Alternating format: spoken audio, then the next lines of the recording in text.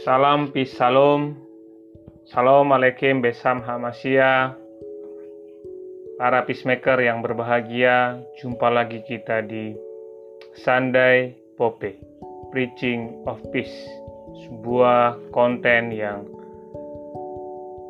menceritakan nilai-nilai perdamaian dari kitab suci. Saat ini kita akan berbagi bersama tentang pemulihan. Saudara-saudari, para peacemaker yang terkasih, kita sering mendengar dari pom bensin kata mulai dari nol ya. Kata ini mungkin sering kita dengar saat mengisi bahan bakar kendaraan di pom bensin. Itu artinya setiap kendaraan yang mengisi bahan bakar semua dimulai lagi dari awal. Tidak ada yang mau melanjutkan hitungan dari kendaraan lain. Semuanya mau dari nol. Ini mungkin jadi gambaran kehidupan kita. Memulai dari nol bukan berarti hal itu baru pertama kali kita lakukan. Namun ketika memulai dari nol, berarti ada pengalaman baru yang mungkin akan tersajikan. Demikian juga saat ini. Seluruh dunia diterpa oleh pandemi COVID-19 yang berkepanjangan. Semua berusaha untuk kembali pulih. Bagaimana caranya? Seluruh dunia sedang berusaha. Cara vaksin contohnya salah satunya. Semua ingin kembali ke angka nol. Bukan berarti akan sama seperti sebelum pandemi ini ada. Semua ingin mengalami start awal, di mana bisa beraktivitas normal kembali tanpa ketakutan akan bahaya penularan virus yang mematikan ini. Mulai dari nol dalam hal ini mungkin akan disertai dengan paradigma dan pemahaman baru karena bahaya COVID, bahaya pandemi. Namun setidaknya kita sudah tahu bagaimana mengatasinya. Inilah titik start yang mungkin kita harapkan, kita rindu seluruh dunia pulih. Sehingga kita tahu caranya untuk mulai dari titik nol, mulai start kehidupan tidak dihantui lagi oleh pandemi.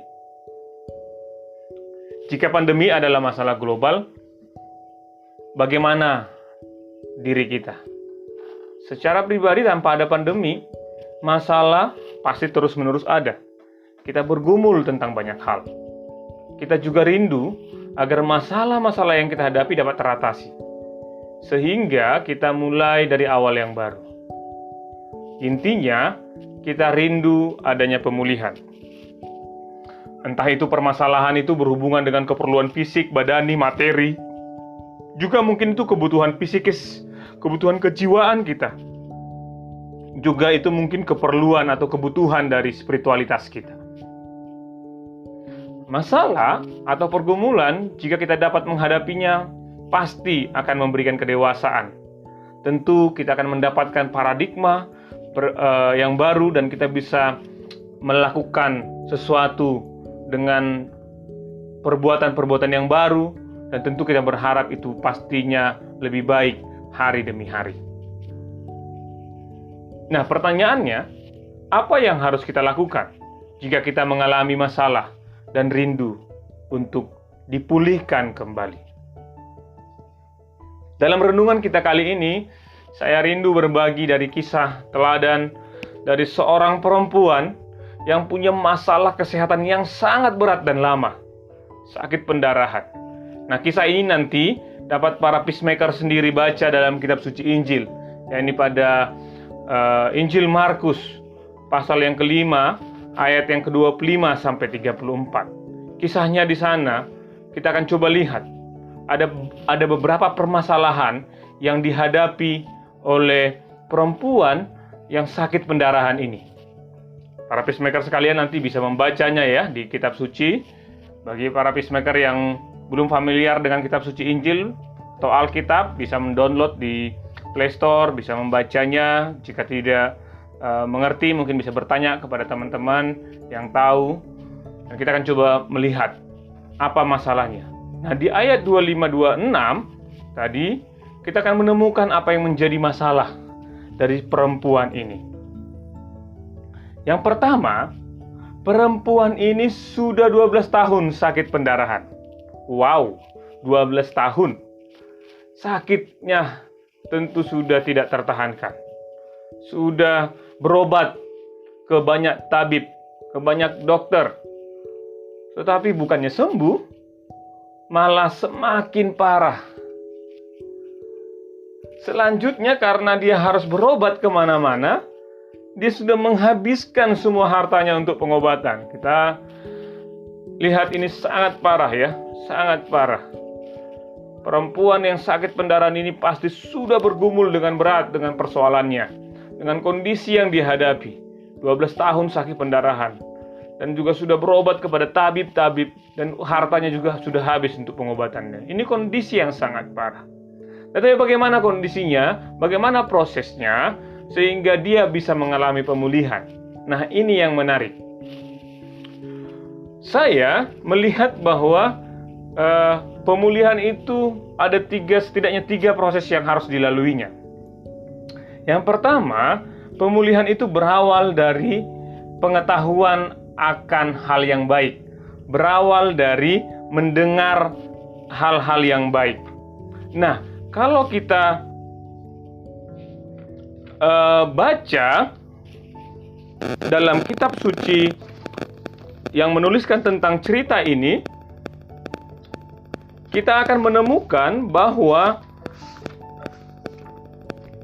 setelah mengalami permasalahan itu, perempuan ini mendapatkan informasi yang baik. Tentu bukan hoax, saudara-saudara. Dia mendapatkan informasi di ayat yang ke-27.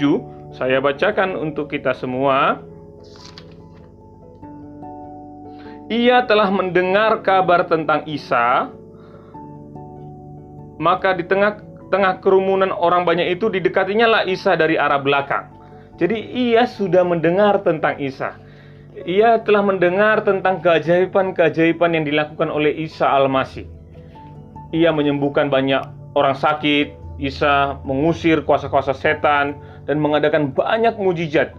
Pendengaran, pengetahuan akan hal yang baik ini didengarkan oleh perempuan ini. Dan dia mendengar hal yang baik. Untuk pulih, yang pertama kali kita lakukan adalah hal yang baik. Banyak orang punya penyakit yang lain, bukan karena COVID ini. Dia tidak kena COVID, tapi dia jadi punya penyakit yang lain, contohnya kecemasan yang berlebihan. Kecemasan yang berlebihan membuat dia akhirnya mungkin stres, mungkin juga punya penyakit yang lama yang dalam dirinya mungkin jadi kambuh dan yang lain. Kalau kita mengisi informasi yang kita punya dengan hal-hal yang baik, bukan hoax, tentu kita punya pengharapan akan pemulihan. Nah, perempuan ini meskipun sudah sakit parah, sudah menghabiskan hartanya, sudah berobat kemana-mana, tapi dia tetap mau mendengar hal-hal yang baik. Itu yang pertama. Yang kedua, setelah punya pengetahuan akan hal-hal yang baik, dia punya respon akan pengetahuan hal-hal yang baik itu. Dia punya respon. Di ayat 27-28 nanti kita akan bisa lihat. Dikatakan, maka di tengah-tengah kerumunan orang banyak, itu didekatinya lah Isa dari belakang, lalu disentuhnya jubahnya Isa, karena pikirnya, jika aku dapat menyentuh jubahnya saja, maka aku akan sembuh. Pengetahuan akan Isa yang luar biasa, tapi ada masalahnya. Dia orang yang penyakitan, orang yang sakit, dia tidak berdaya. Isa sedang dikerumuni oleh banyak orang. Tentu dia tidak punya kesempatan untuk bisa dekat dengan Isa, untuk menceritakan persoalannya kepada Isa. Tetapi di tengah-tengah kondisi yang seperti itu pun, dia punya respon iman, bagaimana dia mau memegang jubah Isa, dan dalam pikirannya dia sudah tetapkan bahwa dengan memegang jubah Isa sendiri pun dia bisa sembuh. Inilah iman. Tidak ada contoh masih sebelumnya bahwa ada orang yang memegang jubah Isa, dia sembuh. Belum ada contoh yang di kitab suci yang dituliskan tentang itu. Perempuan ini lah satu-satunya. Tapi dia sudah mendengar bahwa Isa melakukan banyak mujizat dengan cara-cara yang sangat beragam. Dan dia memutuskan meresponi pengetahuan yang baik akan Isa Al-Masih dengan iman dan dengan cara mendekat kepada Isa Al-Masih dan memegang jubahnya, karena itulah mungkin hal yang paling dekat yang dia bisa lakukan, dan percaya bahwa dengan melakukan itu dia sembuh. Nah, pengetahuan yang baik harus dilanjutkan dengan iman, harus dilanjutkan dengan respon, bahwa pengetahuan yang baik itu harus kita yakini kebenarannya. Dan pengetahuan yang baik itulah yang membuat kita menjadi meyakini sesuatu. Sehingga apa yang terjadi Bapak Ibu? Di ayat 29, saudara-saudara yang terkasih, dikatakan bahwa pendarahannya berhenti. Dan ia merasa bahwa badannya sudah sembuh dari penyakitnya. Perempuan ini pulih. Ia telah sembuh. Dalam menghadapi permasalahan hidup, mungkin kita tidak punya masalah, hanya penyakit saja seperti yang dirasakan oleh perempuan ini. Tapi perempuan ini selain sakit, dia juga mengalami masalah ekonomi pastinya. Juga pasti masalah stres dengan penyakitnya yang berkelanjutan. Kita juga mungkin punya masalah psikis tertentu, beban hidup, permasalahan keluarga, masalah relasi satu sama lain, masalah hubungan, ada masalah tentang hubungan relasi lawan jenis contohnya, hubungan relasi, hubungan satu sama lain, hubungan pertemanan yang mungkin sudah rusak oleh karena tindakan-tindakan kita yang tidak benar, atau suatu hal yang kita lakukan awalnya yang menyakiti orang lain, atau melakukan tindakan yang akhirnya saling menyakiti satu sama lain. Kita perlu mengambil sikap iman, sikap respon yang benar.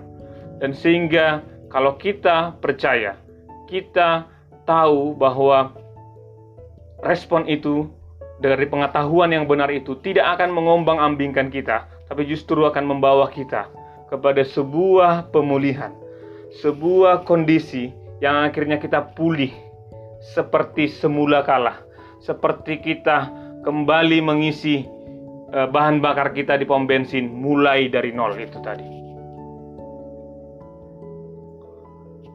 Namun yang menarik, setelah pun dia sembuh, ada persoalan yang berikutnya. Tetapi di sini kita melihat bahwa ada kejujuran yang dimiliki oleh perempuan yang sakit pendarahan ini. Di ayat 30-31, Isa Al-Masih ternyata mengetahui bahwa ada tenaga atau kuasa yang keluar.